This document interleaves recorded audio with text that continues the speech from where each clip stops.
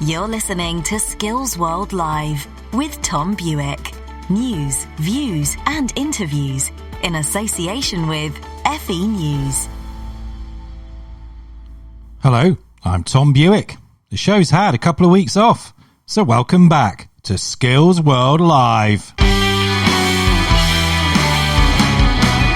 And what a fortnight it's been, folks. In only a blink of an eye, President Donald Trump has been ousted by the American electorate, even though he's not conceding that fact just quite yet.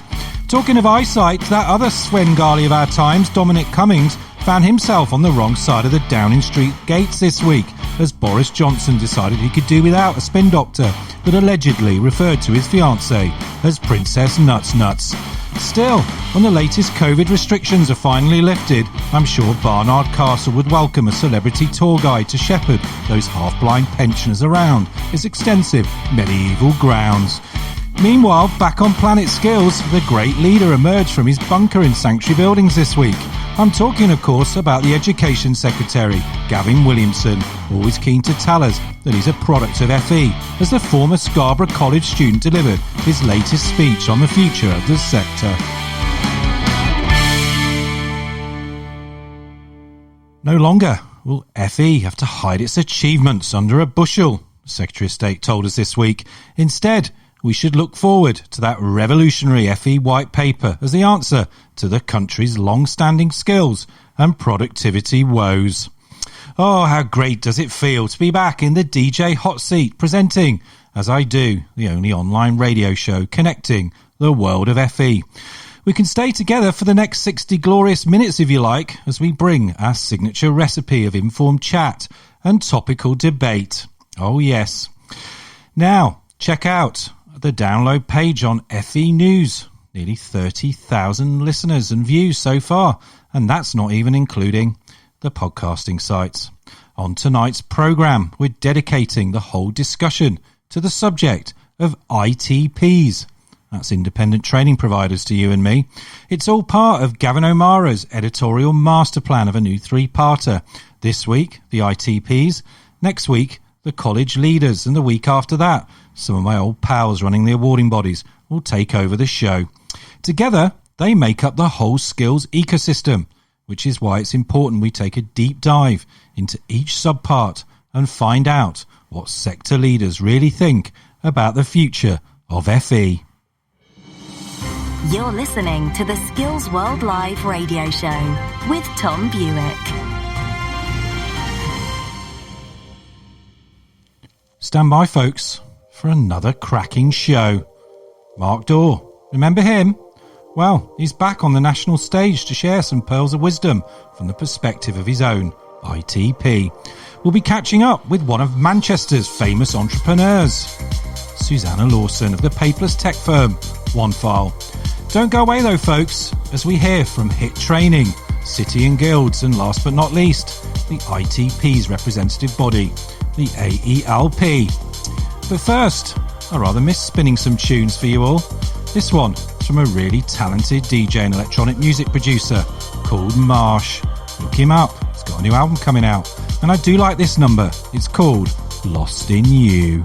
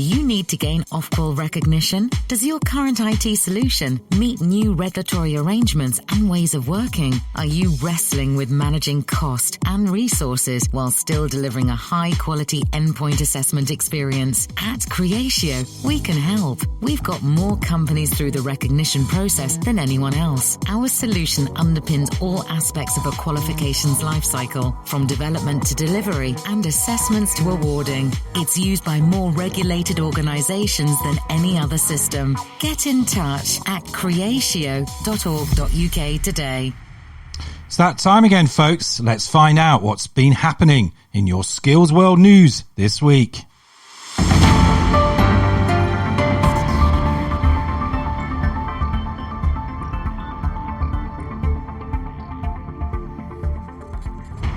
Secretary of State for Education Gavin Williamson has given his second major speech on FE this week in advance of a white paper due imminently.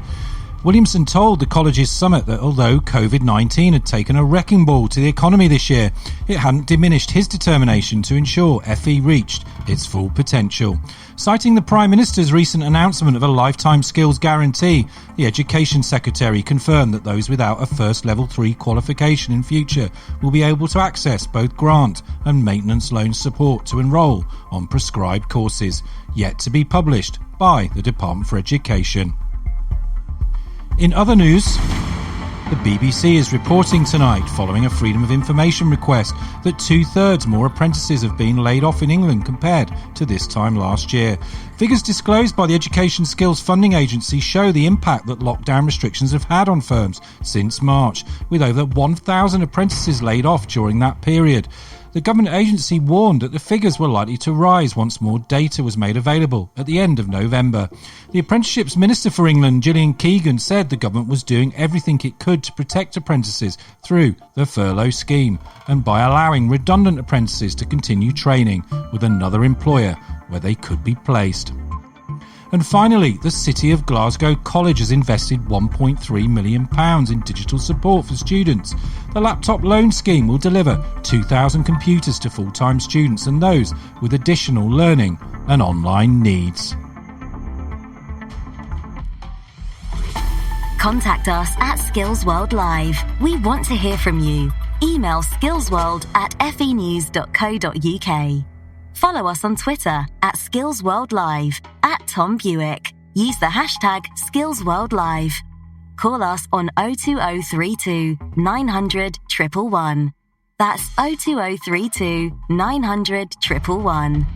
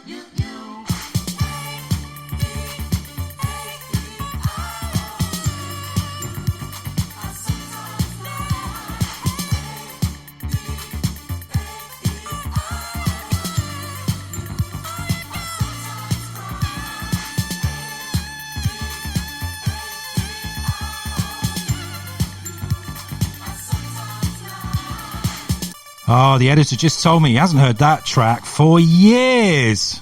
Do you remember that top 5 hit tune? It's from 1983.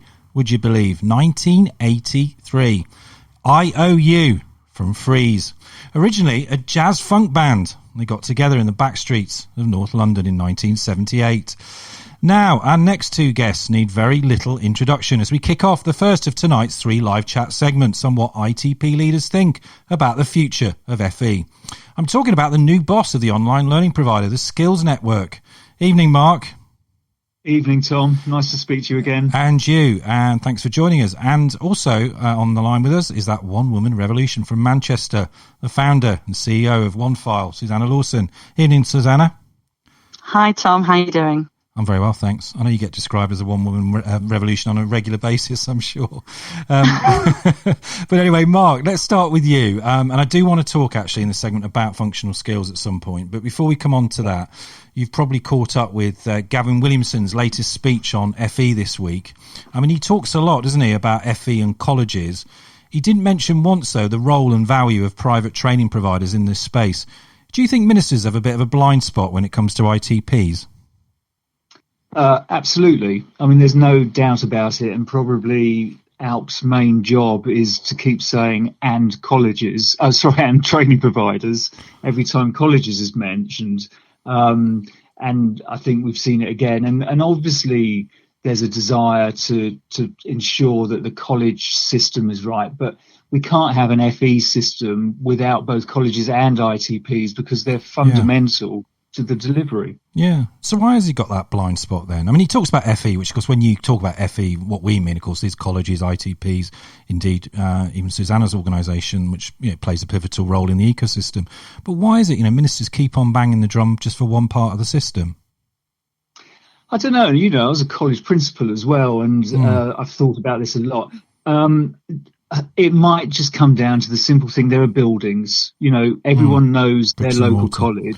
Whereas the ITPs are in employers, they're online, they're setting up pop-up delivery, and so it's very hard. And when there've been visits to ITPs, they're normally offices because they're running everything away from their headquarters. So I think there's definitely an issue there. But if you talk to the employers and you look at the satisfaction rates and all of that, ITPs always come out really high. So it would be a disaster if the white paper doesn't embrace the power of the ITPs alongside the importance of the colleges. Yeah, indeed. And the ITPs, of course, rescued apprenticeships in many ways all those years ago. Susanna, I mean, I don't need to tell you, or indeed Mark for that matter, about the importance of online learning. The digital tipping point, it's in our lives. It's already happened. And if there's any positives we can take out of this pandemic so far, it is that the digital revolution is being sped up. I mean, your Onefile software supports the whole provider sector. But how will the demand, you think, for online expertise like yours and others change in the future for ITPs? Yeah, I think it's really fascinating. So we've just done a research piece, and almost 900 training providers and colleges, universities and employers responded about how they sort of had to pivot during the pandemic. And we found that even with the bad news with the government, and obviously the BBC have reported this morning about a 46% drop, out of those 900 people that responded, 78% had enrolled new starts during the pandemic, and 98% of those said that they would continue with a blended approach once the pandemic was over and lockdown was over, and they were able to go back to whatever normal looks like in the future. 70% of them said that it actually saved them time and money. So hopefully they'll be able to come out of it more commercial and be able to put more money back into it, because like you were saying in the introduction, access to technology in the home is a problem for some learners, and nearly 300 of the providers that responded said that they had learners that were having problems to access at home. So if we can sort that out, then the blended learning approach shouldn't be a problem in the future. Indeed. I mean, the digital revolution doesn't, of course, mean that we've solved the digital divide. Mark, I mean, coming on to your new organisation, the Skills Network, I mean, you're very big on this whole online learning front. I mean, you talked about the buildings that are associated with FE colleges, but actually, not just this crisis, but in any case, I mean, the future's clicks, isn't it? Not bricks. I think it will never be one or the other, but what I've discovered, going into the Skills Network, it was a phenomenal investment in the technology and the content that you can have full online learning. And actually, there are many benefits. I was just trying to think of what I put in the top. The fact you can track your learners, you can see what they're doing, how they're doing, you can see how the tutors are interacting. There are support assistants phoning up the learners if they're dropping behind. That ongoing interaction actually gives you the opportunity for a real individualized approach with those learners. And the quality of delivery, if you're working on the content and everything. I mean, I've always said this about FE. I can't believe how poor FE has been at sharing and creating resource. Well, I've got to put my money where my mouth is now. That's what we do, and then share it out across the sector. Yeah, Susanna, what's your perspective on all that? I mean, Onefile, of course, has always been a really important resource of software in terms of saving a lot of faff. It's increased, productivity and helps with accountability measures as well in FE. But, in terms of what Mark was saying there, do you see this as a really important development for the sector? Oh, definitely. Especially with the change from the frameworks to the standards and the focus being on learning and development and seeing the journey of the learner and how much they're progressing over time. A lot of our customers are asking us about content, either developing their own or wanting to buy content. And whilst the learners were on furlough and the apprentices were on furlough and they were able to complete their training and development online, then having sort of synchronous learning with a tutor online, but then backing that up with some content or e-learning afterwards, it just really reinforces that learning later on. Yeah, I mean, do you think also that can help with some of these issues around, the apprentices that have been laid off? I mean, I was quite shocked actually when I saw those figures, because furlough has been available, hasn't it, to employers since March of this year. Of course, it's been extended in effect to the end of the government's financial year. Mark, why are we still seeing so many apprentices laid off when employers actually don't necessarily have to? I mean, their wages that they're on anyway are pretty low. So, topping up 20%, surely that can't be the issue.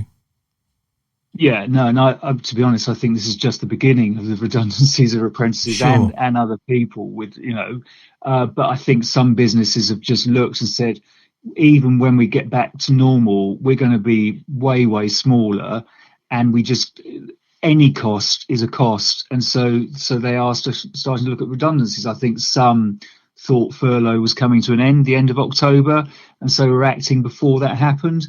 But I do worry that this is just a trickle before the real flood, and we need to support those individuals to complete their learning and to get into new jobs. Yeah. Now, look, let's move on now for both of you, actually get a perspective on this functional skills challenge. I mean, it's been bubbling up for a while, but it looks like, some real stumbling blocks there about how, thousands of learners are going to actually get access to those important functional skills qualifications. I mean, for those listeners that aren't familiar perhaps with that area or what's going on, Mark, can you just sort of briefly tell us what the challenge is, as well as what you think the solution is as well? Yeah, and we're talking particularly apprenticeships here. An apprentice has to do functional skills level 1, level 2, if they don't have maths and English up to GCSE, and they can't achieve their apprenticeship without it. And we've got a situation at the moment that the assessment methodology requires sort of face-to-face invigilation and in a physical place. And at the moment, with employers, either apprentices on furlough or employers very nervous about letting anyone into their premises, it's just impossible to do those functional skills. And we literally have tens of thousands of apprentices piling up without their functional skills. It is, if this were GCSEs and A levels, it would be headline news across the nationals. And there's a real chance it will become headline news once people understand the situation. Yeah, absolutely.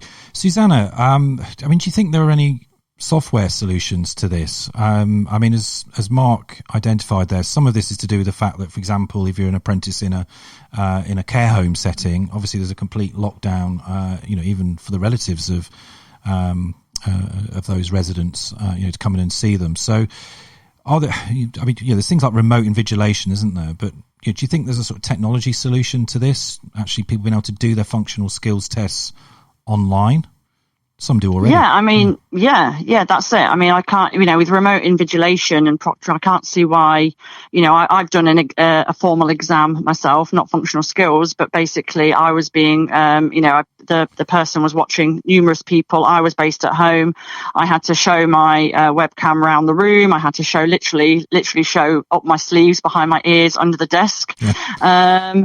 I showed them if I had any paper, any papers on the table. Yeah. And then they were watching me during to see if there was any sort of movement or sort of conversation going on. So absolutely, it could be done remotely. But obviously, if organisations aren't geared up for that, it takes time, and also the education of the employer and the learners that this is going to take place. Because I found that an odd experience. I still don't understand the blockage as such. In that, I think there is a bit of a hangover from the summaries Mark was saying. Actually, a lot of priority went into getting the GCSE and applied general and A-level results out. The minister, has said that she won't be accepting the kind of centre assessed grades model that we saw back in the summer for functional skills qualifications. But Mark, I mean, what is the solution here? Is it just say to the those involved in doing these exams, these tests, get on and deliver an online solution, work with organisations like yours and Susanna's and others? Yeah, and let's just remember, it's thousands every week needing to do it. So it's building up and up. So online proctoring and all of that, a great solution, but it's not ready yet. It costs to do it additionally. Not every AO is ready to do it. Employers' firewalls are stopping it from actually happening in employers' premises. So yes, a solution maybe in 6-12 months' time, but it's not a solution now. So we need a solution now. And I think the suggestion from AOs, awarding organisations and providers is an externally moderated portfolio. If we're talking apprenticeships, every learner has an initial assessment. Every learner is gathering evidence, on Susanna's system or our system or wherever else, and you can have testimonies from an employer and the trainers. So that's the solution. It's internally moderated and externally moderated, so it's secure. No one complained about the centre assessed grades in the summer. No, there were barely any appeals as far as I'm aware. It worked. An externally moderated portfolio is an even more robust approach. And there will be some still that's not possible. And I think we should have exceptions where centre assessed grades are allowed for those exceptions as well. So that's the solution. Okay. And every week that it's left and not dealt with, another few thousand apprentices are sitting there and they will disappear and they will not get their apprenticeship because the government's not moving quick enough. Yeah, okay. And let's not forget that functional skills aren't graded either. There's not, multiple grades to get it. It's pass or fail. So it's a lot easier than saying whether somebody's an A, B, C or D. So, it should be a lot simpler. Yeah, well, perhaps it comes down in the end then to whether or not ministers trust teacher judgment. The fact that they're not allowing centre assessed grades, that suggests to me that maybe they don't. Anyway, that's all we've got time for in this particular segment. Thanks as ever to Mark Dawe, the Chief Exec of the Skills Network and the founder and CEO of Onefile, Susanna Lawson. Great to get you both back on the show. Thanks so much. Thank you. Bye. You're listening to the Skills World Live radio show with Tom Bewick.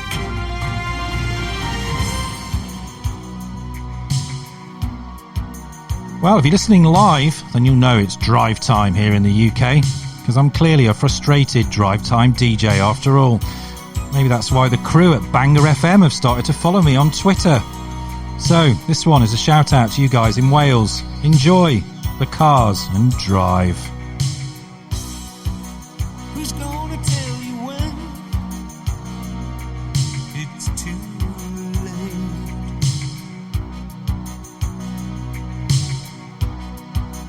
Who's gonna tell you things aren't so great?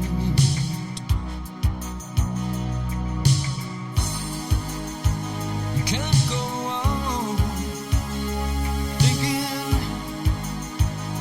nothing's wrong. Who's gonna drive you home tonight?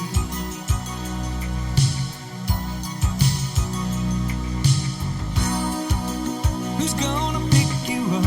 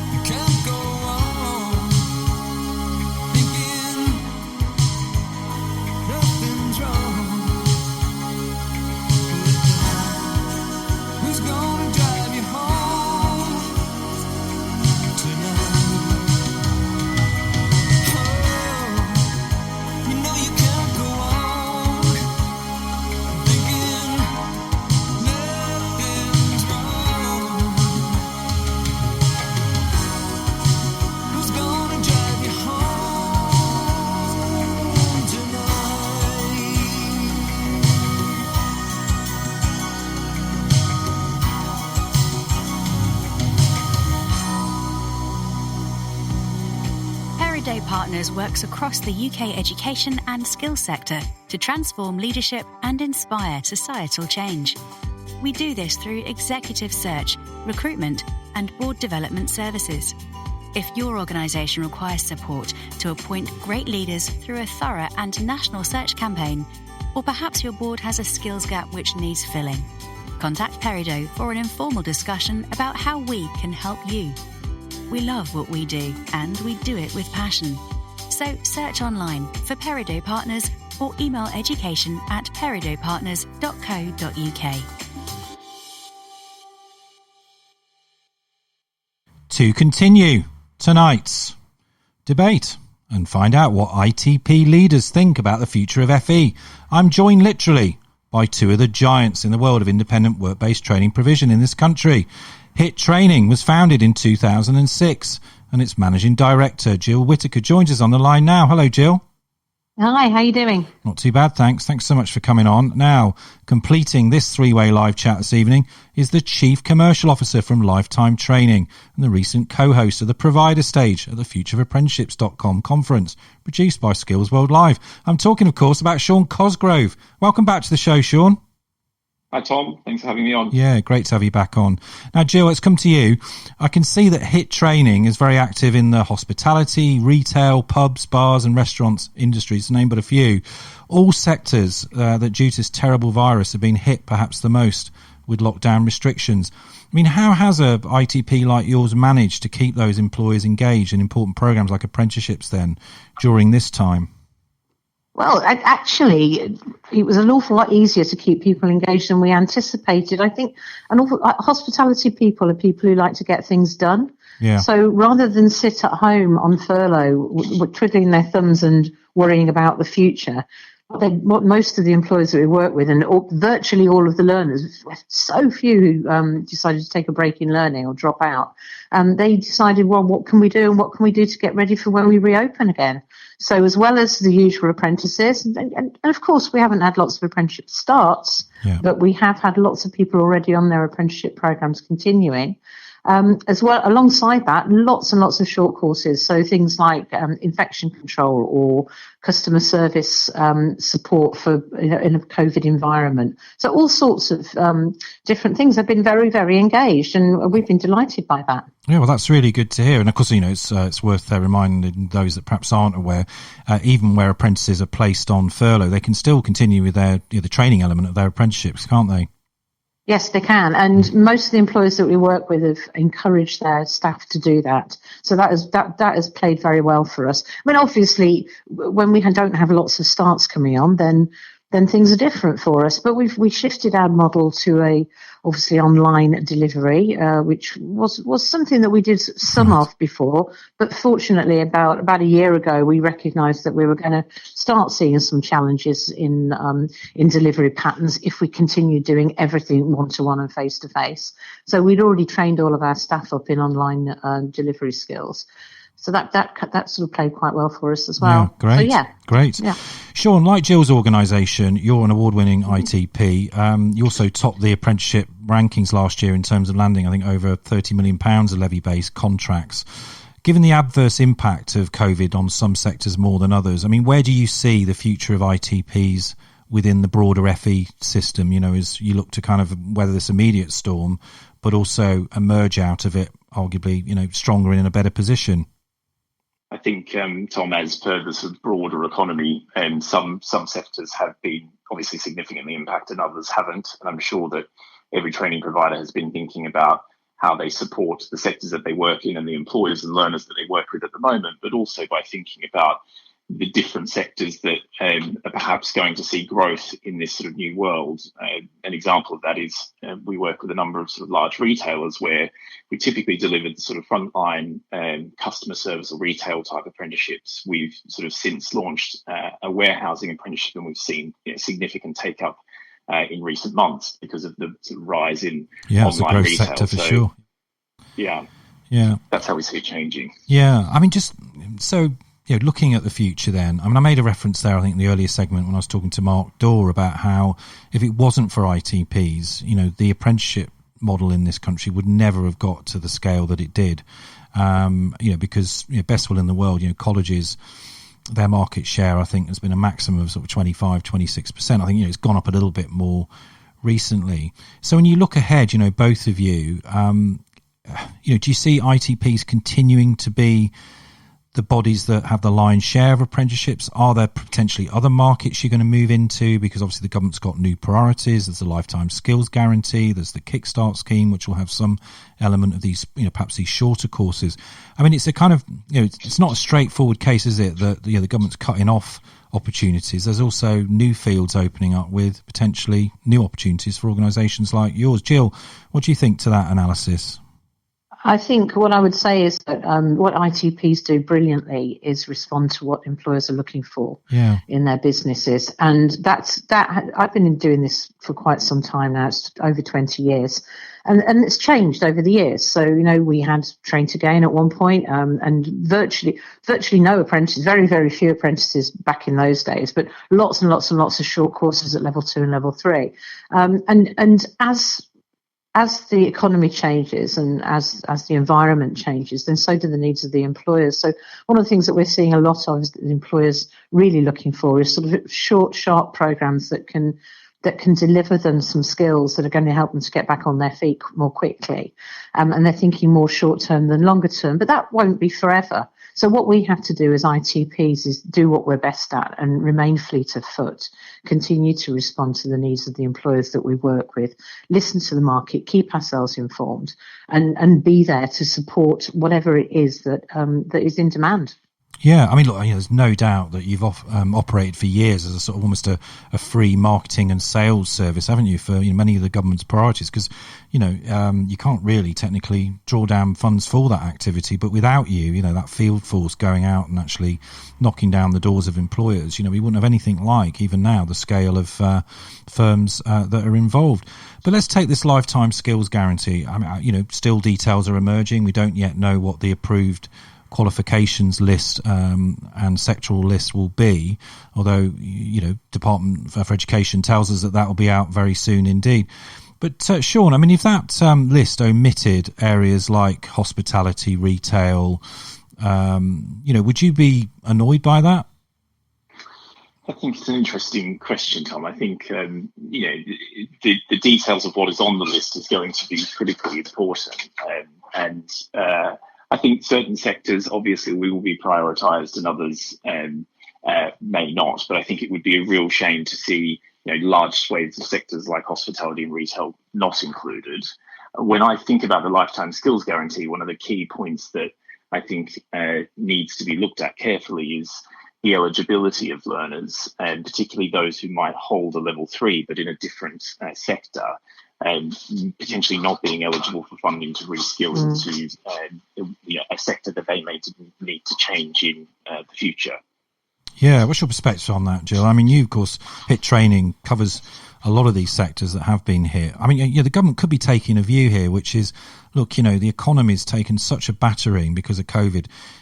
New jobs, new skills aren't going to appear anytime soon in many of these sectors. It will be a scrabble, if anything, for the few remaining opportunities left. I mean, it's a very kind of grad-grind view, I know, of the economy, but it potentially could mean that many of the people you work with could miss out. Well, I think that'd be a pretty short-sighted view, really. If you look at hospitality, it's the third largest sector in the country, and it's bigger than the whole of manufacturing, engineering, and something else. And I can't even remember what was on that list, but it's huge, creative industries, right? Probably. Thank you. I don't know. I'm not, by the way, I'm not doing down any of these other industries. Everybody's in trouble at the moment. Of course, right? Yeah. So we need to be very conscious of that. I think what you have to understand about it's very short-sighted to think of hospitality as chefs and barmen. Because in hospitality venues, you have managers, you have accountants, you have marketing people, you have sales people, you have customer service people. So there are, within any sector, there is a lot of transferability of the sort of skills that people who, we're talking about hospitality now, we work in other sectors, but hospitality and retail particularly, a lot of transferable skills. We see that the apprentices that go through our programs are very much in demand outside of the hospitality as well as inside of the hospitality industry. So it will rebuild, it will build back. We need to get it to build back as well as we can get it to build back as soon as possible. Huge sectors without it, many people will be unemployed, but also our tourism and our ability to generate income as a country will be compromised, and we can't have that. Yeah. Well, as you say, build back, or to use a phrase, coin a phrase, build back better. Now, the Time Lord is against us, unfortunately, and I'll have the editor in my ear saying I've got to move on to the next segment. So, Jill Whittaker, Managing Director at HIT Training, and Sean Cosgrove, Chief Commercial Officer at Lifetime Training. Thanks so much for joining the debate this evening. Really appreciate it. Thank you. Take care. You're listening to the Skills World Live radio show with Tom Bewick.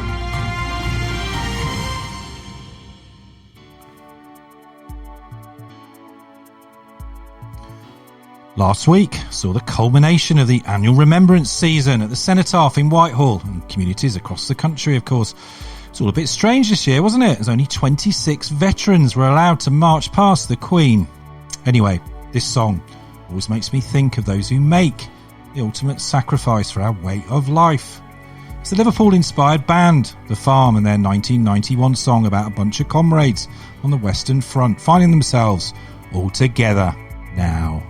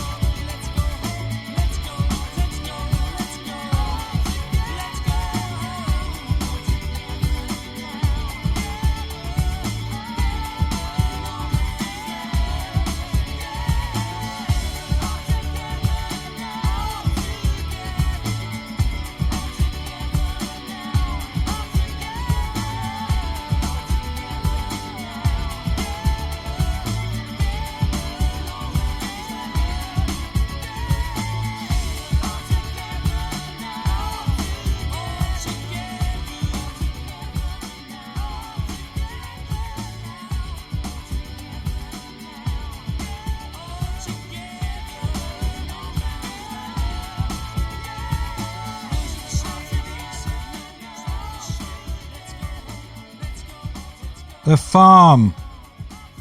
All Together Now. Great song. Okay, let's close out this segment, shall we? Our last segment of the show. On this particular episode, looking at what ITP leaders think about the future of FE. I'm delighted now to be joined by two chaps who definitely know their stuff when it comes to ITPs. I'm talking about the ALP's Chief Policy Guru, Simon Ashworth, and the City and Guilds Managing Director of the Institute of Advanced Technology Networks, who grew up an apprentice in Germany, I think, Martin Hottass. And they both join us on the line now. Evening, chaps. Good evening. Morning, Tom. Hi. I think I'm right in saying you were an apprentice, weren't you, in Germany, Martin? I'm afraid, no. You know, yeah, but you know a lot about the German system, don't you? Because you've been on the show before talking about that. Yeah, I used to work for Siemens. That's right, yeah. I was responsible for apprenticeships in not just in Germany, but in Europe, Middle East and Africa for Siemens. So I do know an awful lot about it. Yeah, brilliant. Well, we had a whole show, I remember, on that particular theme. Now, Simon, you speak to a lot, I should say, of ITPs all the time. What would you say are some of the big issues and priorities then consuming their professional bandwidth right now? Well, I think the number one challenge at the moment, Tom, is, and you covered this earlier, is some of the here and now around COVID, and certainly some of the challenges around delivering functional skills is the real challenge in the here and now. But also the downturn on starts, the move into remote learning and having to adapt to that. So one of the key things about ITPs is their resilience, and the last 6 to 8 months has been a real challenge. But certainly functional skills is our number one challenge, I'd say. Yeah, resilience. That's a great word, actually, to describe ITPs for sure. But I think probably the whole skills system over the last several years.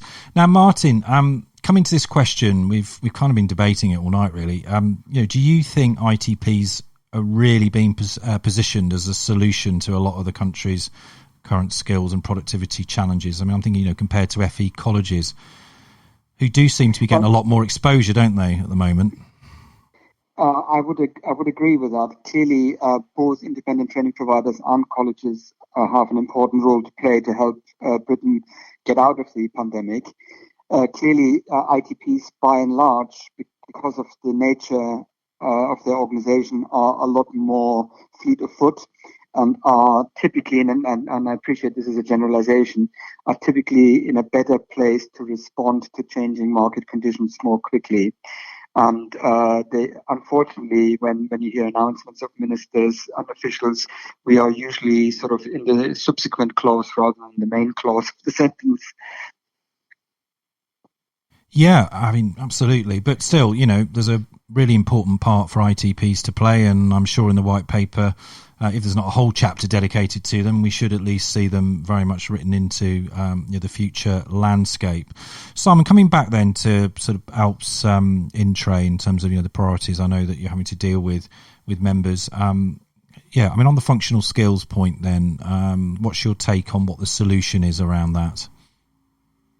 I think our solution, and the solution of many, has been a return to calculated assessments. I think for vocational qualifications. Yeah, that's not going to happen though, is it? I mean, the minister said she's not going to go there. So if CAGs aren't on the table, what else is there? I think. Yeah, it's a shame, isn't it? Because I think, there's that sort of misconception with some of the challenge around GCSEs and A-levels. But, Mark was articulating earlier around, alternative methods of assessment, and he talked around a portfolio of evidence with a professional discussion. I think the online solution, I suppose one of the things that wasn't talked about earlier was, there's a whole challenge around digital poverty and access to IT equipment for learners as well. So, I think we need a bit of flexibility, whether it's a portfolio of evidence or, moving to the longer term around having a full system for remote assessment and invigilation. But that won't necessarily be the silver bullet for all learners.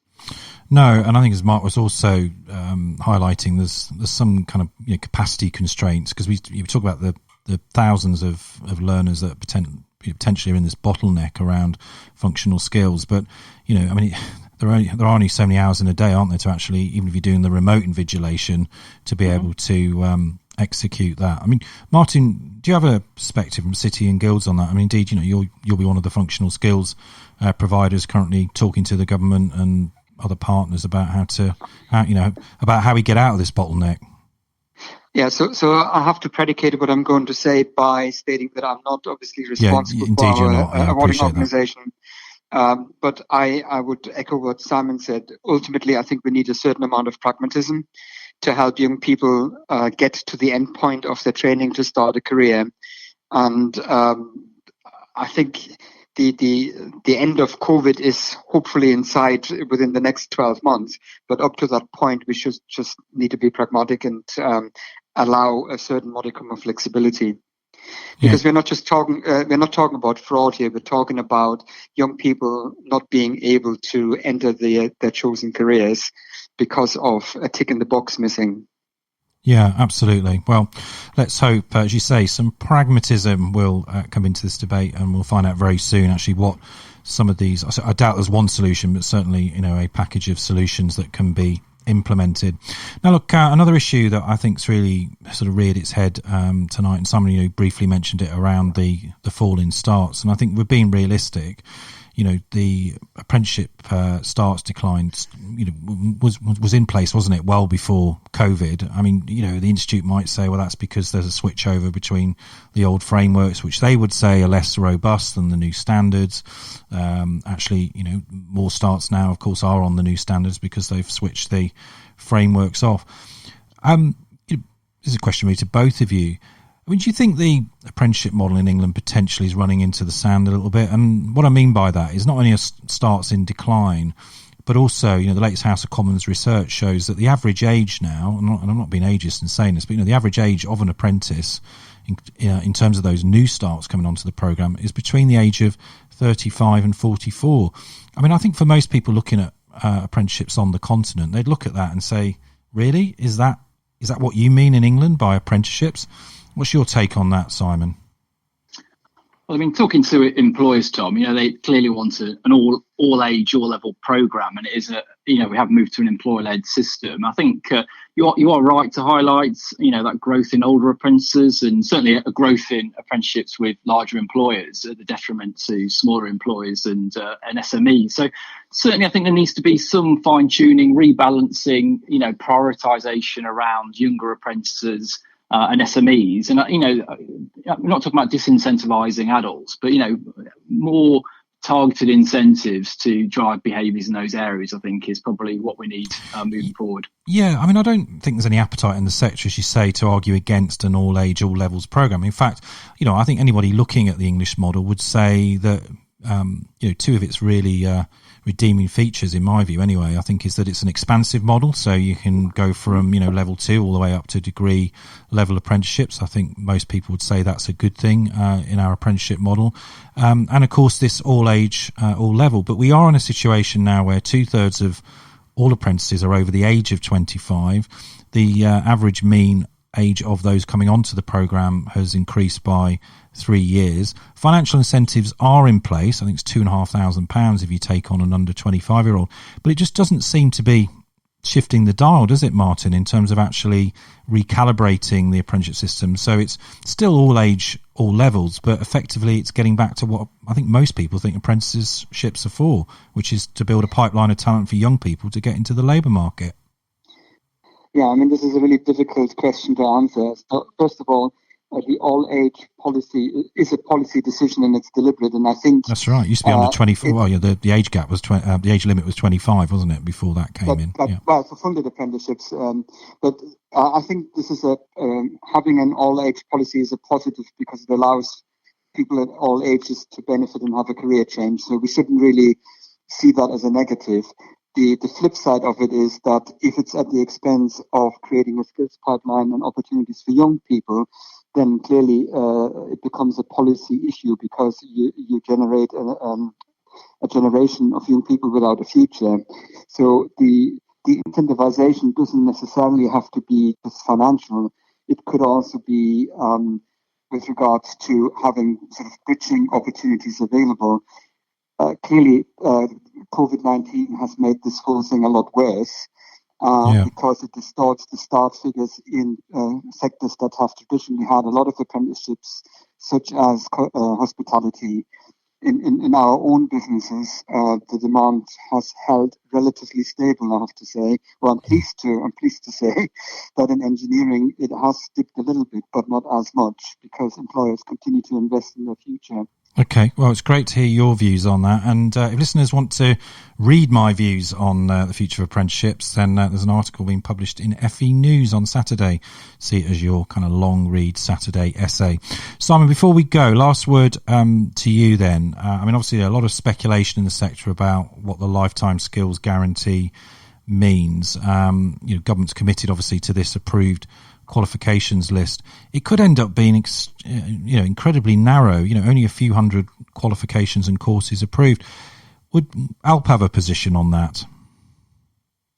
I think we obviously welcome the investment into adult education. I think like you say, a guarantee, if it's only a first level 3, is probably a bit disappointing, because that discounts, as Sean was saying earlier, individuals who are looking to retrain and reskill.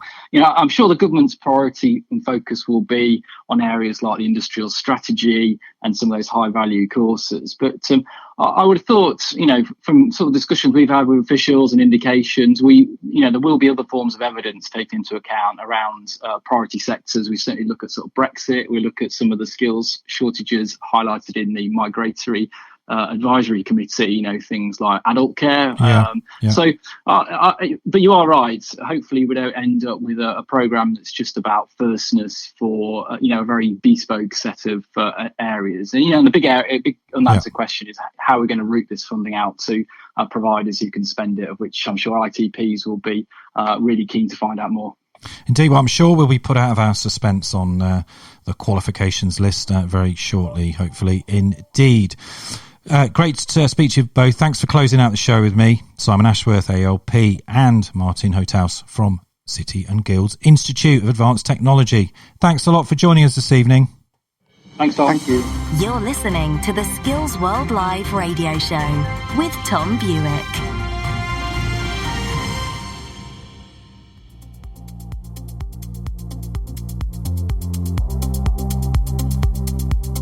That's a wrap, as they say in show business. Another Skills World Live radio podcast in the can. Whether you listen live tonight or you're now enjoying us in playback, we're always pleased to bring a little light, contrast and colour from the wonderful world of FE each week.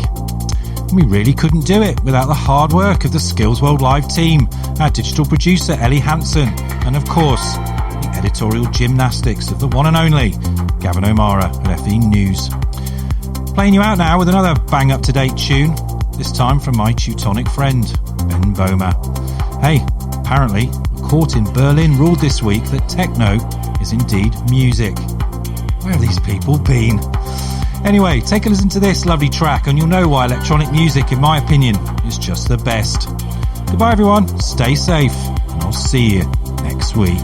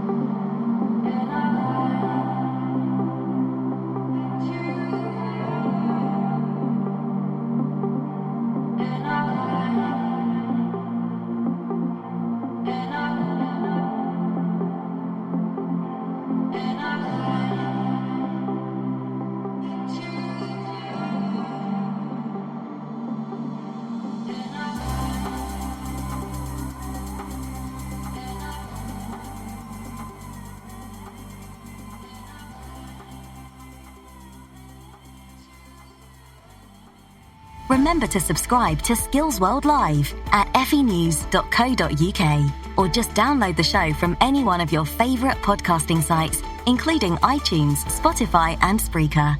Your world, Skills World.